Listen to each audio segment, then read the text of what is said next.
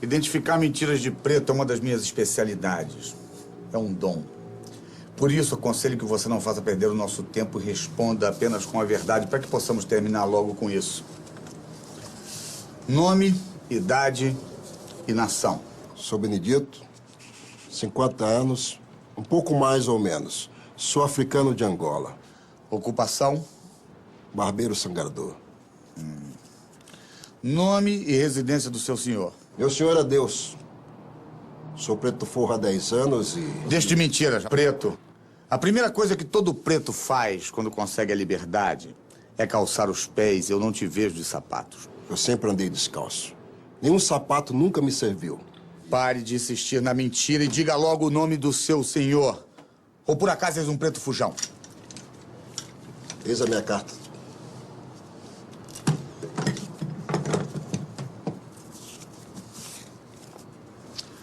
Eu, João Matoso, comerciante, declaro que possuo um escravo de nome Benedito, preto, de 40 anos, pouco mais, pouco menos. O dito escravo me serviu com fidelidade, prestando-me seus jornais de 480 réis por dia. Mediante o pagamento de 102 mil réis, declaro Benedito forro e liberto. Mais de 100 mil réis pela sua liberdade? Quer que eu acredite que juntou essa quantia? Eu tive ajuda. Cheguei nessas terras com 10 anos.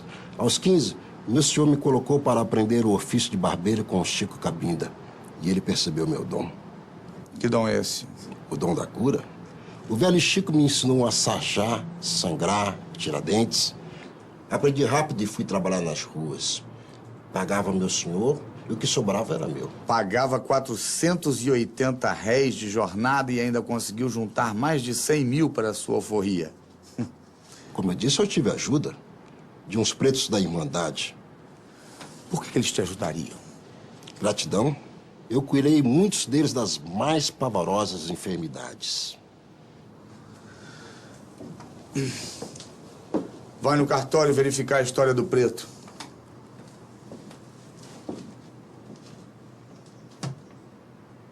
No período de 1808 a 1821, e mais se quiserem, até 1831, o Rio de Janeiro conheceu o maior número de chegada de escravos de sua história. Nunca chegou tanto negro no Rio de Janeiro como nesse período. E a cidade, para quem viesse de fora, tinha toda a aparência de uma grande cidade africana. Quer dizer, os negros dominavam as ruas. Ouvia-se nas ruas mais falar as línguas africanas do que o português. Todo mundo que aqui desembarcava sentia-se nas costas da África. E de uma África que, para nós, brancos, talvez fosse uma África, mas que para os africanos eram múltiplas Áfricas. Porque os africanos sabiam absolutamente se distinguir pelo tipo de penteado, pelas escarificações, pelas contas que portavam no pescoço, pela maneira de apregoar um produto. Então, aquilo que os estrangeiros eram incapazes de identificar, porque eles viam tudo como uma grande África, né? Os africanos, eles mesmos, através, volto a dizer, do uso do corpo como uma verdadeira tela para se identificar. Essas formas ornamentais eram uma verdadeira gramática. Ali você identificava uma viúva, você identificava uma moça em idade núbil, você identificava alguém que pertencia a uma determinada casa de santo.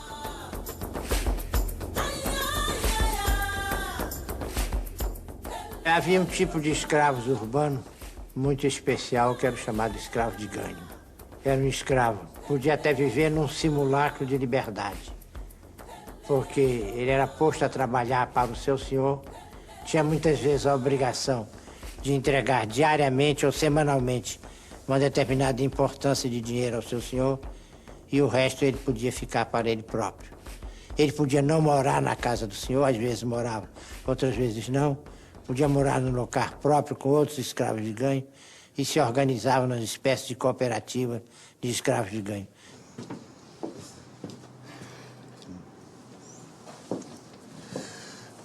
Parece que a sua carta está registrada em cartório, Benedito, e você de fato é forro, como diz. Mas não vai escapar da devassa. O seu compromisso com a verdade ainda continua. Sim, senhor. Você diz que é barbeiro sangrador, certo? Sim. Para exercer a função de barbeiro sangrador, você precisa da autorização da Fisicatura Mor? Sim, senhor. Eu prestei exames na Fisicatura. Tive que discorrer sobre as 42 veias que podem ser sangradas. 18 na cabeça, 12 nos braços e 12 nos pés. Tive que discorrer, por exemplo, que as veias atrás das orelhas são sangradas para curar catarros antigos e chagas na cabeça.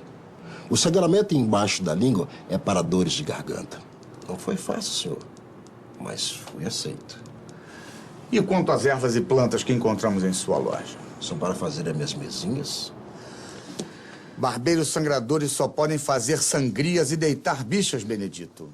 Não podem receitar remédios. Senhor, eu não sou apenas um sangrador.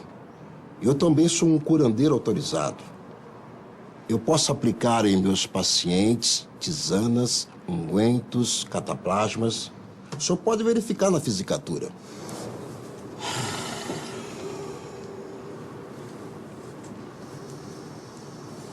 A história do Brasil foi absolutamente transformada com a vinda da corte, que gerou um processo de independência muito distinto, que gerou o regime monárquico no Brasil. De alguma maneira explica o não desmembramento do território. Hoje as crianças naturalizam os mapas, mas se a gente for ler mapas, que eu sugiro que a gente deve ler mapas, causa espanto o tamanho do Brasil em relação à América Latina até hoje em dia.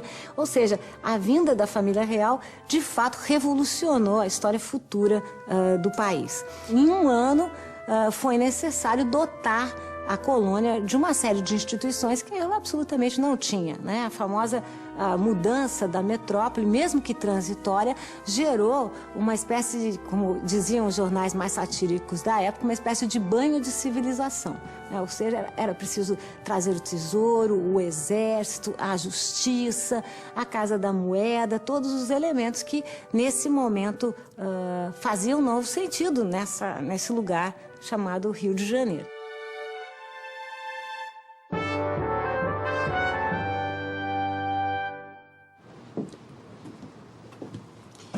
Senhor, a autorização é verdadeira. Parece que o preto é sangrador competente. Ele foi muito elogiado na Fisicatura Mor.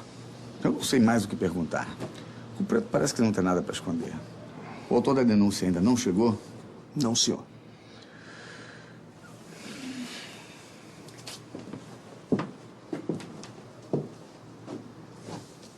Ah, Benedito. Por que nós não terminamos logo com isso? Você quer ir embora daqui, não quer? Eu quero também, senhor. Aliás, eu nem sei por que eu estou aqui. Mas vai saber. Semana passada, lembra? Segunda-feira, o que você fez? Pois sempre, tratei meus clientes com Ivo e Vicente. Quem são Ivo e Vicente? Vicente é um crioulo escravo meu. E Ivo é de Luanda, um aprendiz. Seu senhor o colocou em minha loja para aprender o ofício. Depois será alugado para sangrar em navios negreiros.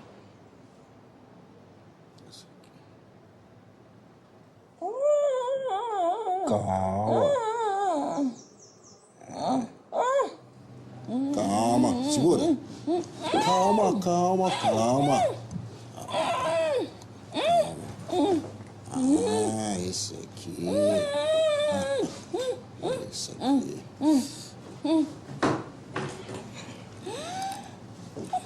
Peraí. Calma, segura. Ah, peguei.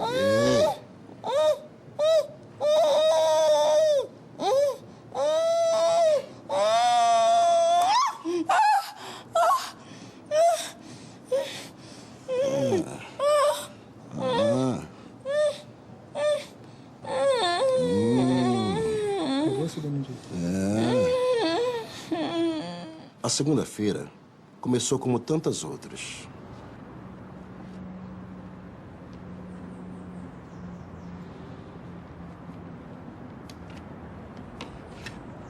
Olá, seu Afonso. Como vai? Nada bem, seu Benedito. O problema é minha dor nas costas. Também foram anos carregando brancos e suas liteiras. Agora você tem os seus escravos para fazer o serviço pesado. Graças a Deus. Mas não se preocupe. Vou colocar umas ventosas aqui e você vai se sentir bem. Com a vinda da família real para cá, vários órgãos burocráticos administrativos foram transferidos para o Rio de Janeiro, alguns foram recriados, que é o caso da Fisicatura-Mor. Né? E a Fisicatura-Mor era o órgão responsável por normatizar, regulamentar e fiscalizar tudo que tivesse a ver com saúde pública, inclusive o exercício das artes de curar. O médico era aquele que estava no topo dessa hierarquia, era aquele que tinha mais prerrogativas, né?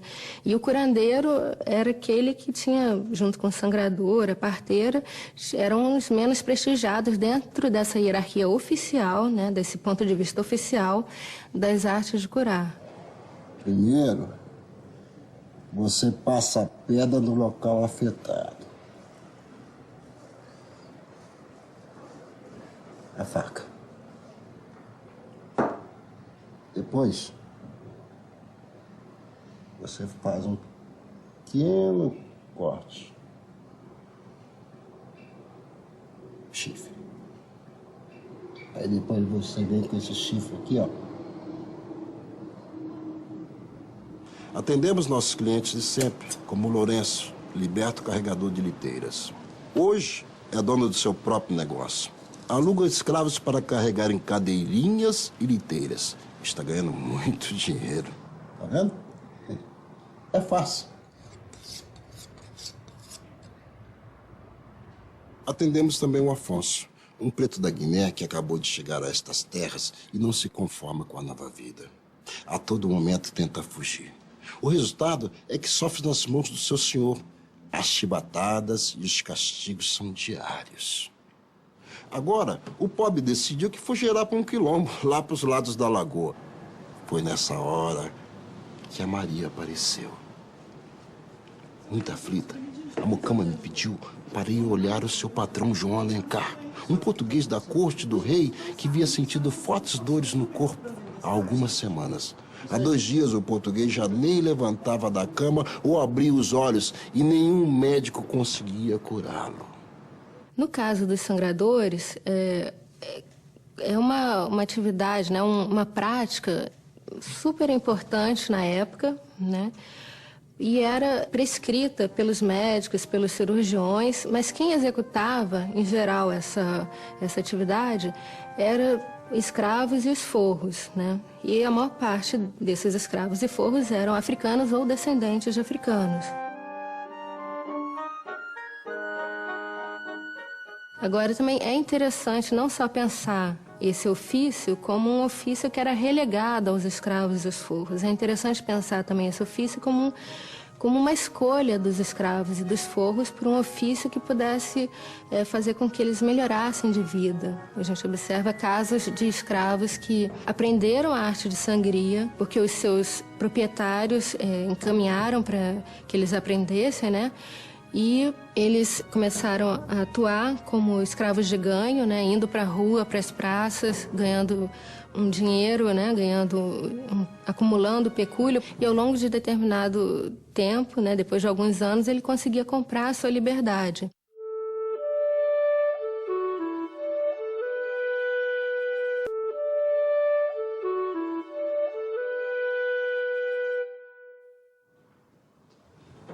Dona Ana, seu Benedito.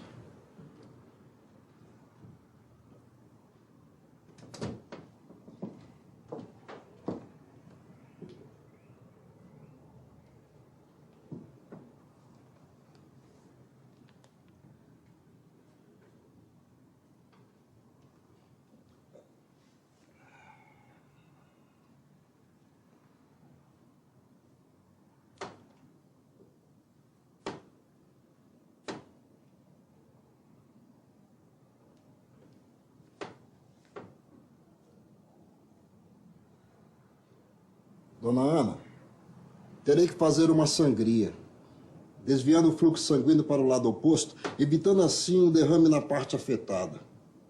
Depois, deitarei bichas.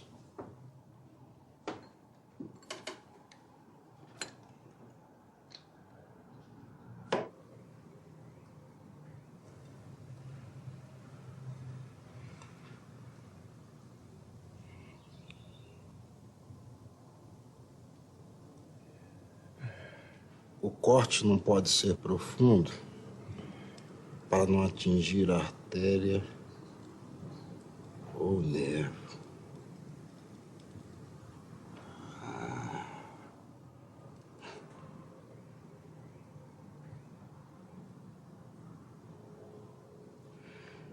Dona Ana, as bichas ficam paradas chupando sangue. Quando elas ficarem gordas, elas caem sozinhas. Com esse tratamento, ele já vai se sentir melhor. Mas se as dores voltarem, é só me chamar. Muito obrigada, seu Benedito. Por favor. Ok. Eu quem agradeço.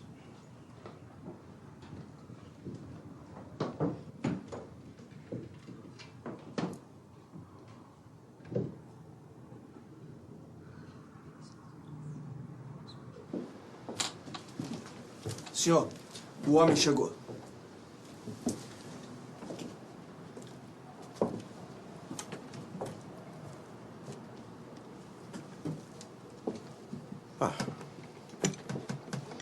Benedito, conhece o senhor João de Alencar? Claro. E vejo que o tratamento está dando certo. Mas vejo também que as dores começam a voltar. É melhor deitarmos bicha novamente. Jamais deixaria esse feiticeiro colocar as mãos em mim novamente. Por favor, conte-nos o que houve. No dia seguinte à visita do preto, eu realmente comecei a melhorar. Consegui andar sem bengala, me senti novo, recuperado. Minha esposa então me contou quem foi o responsável pela minha melhora. Homem de Deus que sou, decidi então que deveria recompensá-lo financeiramente. Depois de acender 50 velas brancas na Candelária, fui até a sua loja.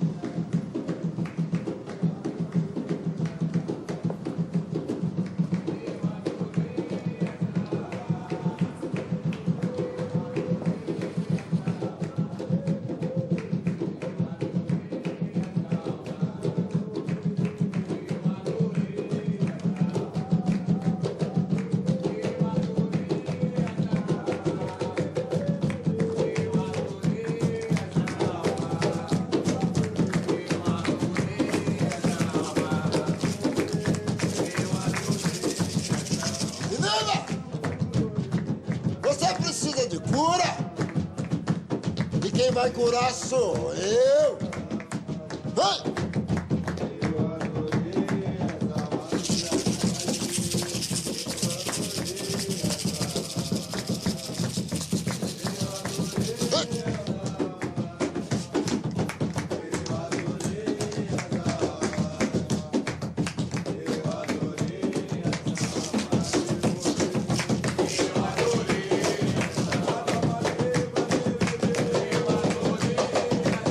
Nós vivemos uma sociedade laica e nos esquecemos do papel da religião nesse período.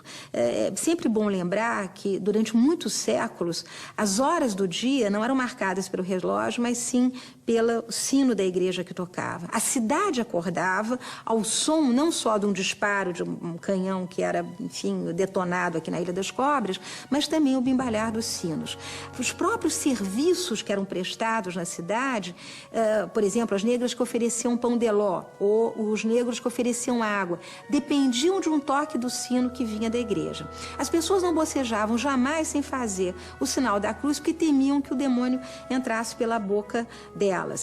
Ao meio-dia era um momento também em que ninguém bocejava, porque era o momento em que o demônio se soltava. Às 6 horas da tarde, as pessoas se postavam em qualquer frontispício de igreja, justamente para rezar as Ave-Marias. Então, era um universo banhado pelo religioso. Nós hoje nos afastamos disso, não sabemos mais qual é o significado religioso. Então, é óbvio que num clima de absoluta religiosidade, um clima onde as pessoas acreditavam que bem e mal existiam e que o demônio tinha endereço, podia ser localizado, é óbvio que alguém ser curado por um calunduzeiro devia suscitar alguma forma de reação. O que se descreve quando se fala em Calundu são práticas mágicas, cultos, com que você tem presença de dança, de música, batuque, tambores, atabaques.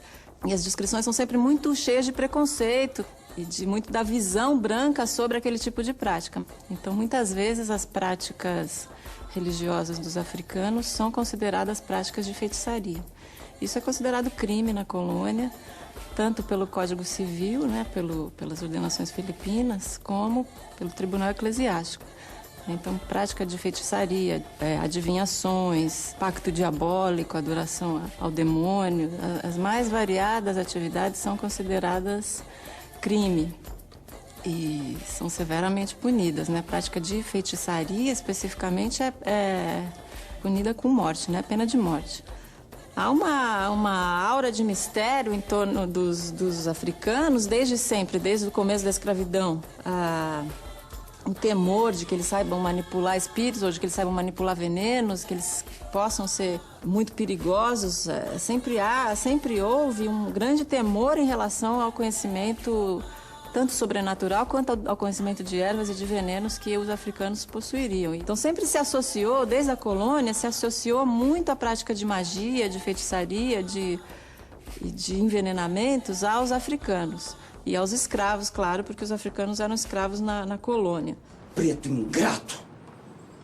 Foi retirado do mundo selvagem para ser um homem civilizado, cristão, mas prefere ser um boçal, adorador do diabo.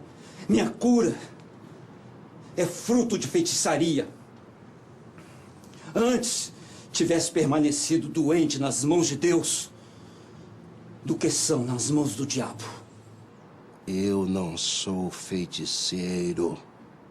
Algumas doenças são causadas por espíritos malévolos e para curá-las, eu conto com o meu conhecimento e com a ajuda de Deus, jamais do diabo. Eu vi com os meus próprios olhos você em transe com o diabo. Eu sofro dessa doença, é o calundu. É uma doença. Quando eu vejo alguém com esse feitiço, seja branco ou seja preto, eu perco meu juízo. Ventos da adivinhação soprem em meus ouvidos quais mezinhas devo fazer. Pode ser uma beberagem de ervas ou de vinho ou papas de farinha. Eu só recobro meu juízo quando curo as pessoas dessa mandinga. Você considera isso uma doença? Doença? Isso é feitiçaria. É a doença do calundu. A primeira vez foi durante uma missa, anos atrás. Eu caí como se fosse morto. E atravessei para um outro lado do rio. Quando eu cheguei lá, eu vi um senhor. E ele me perguntou para onde eu queria ir. Eu disse que queria atravessar para outra margem. Então, ele secou o rio e eu atravessei. Quando acordei, o Chico Cabinda, que me ensinava artes da cura, me disse que aquele senhor era Deus. E que para me livrar da doença do calundu, eu deveria promover batuques e curar os doentes de espírito. O meu dom é uma dádiva de Deus. E em nome dele eu curo meus doentes. Blasfêmia! Heresia! Você é um desses pretos que os escravos pagam para fazer feitiçaria contra os senhores, amansando-os, por vezes até matando-os. A decisão é sua, senhor juiz.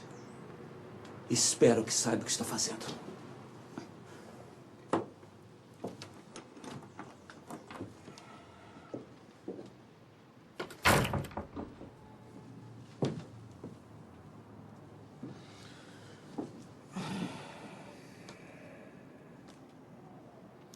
Vamos, Benedito.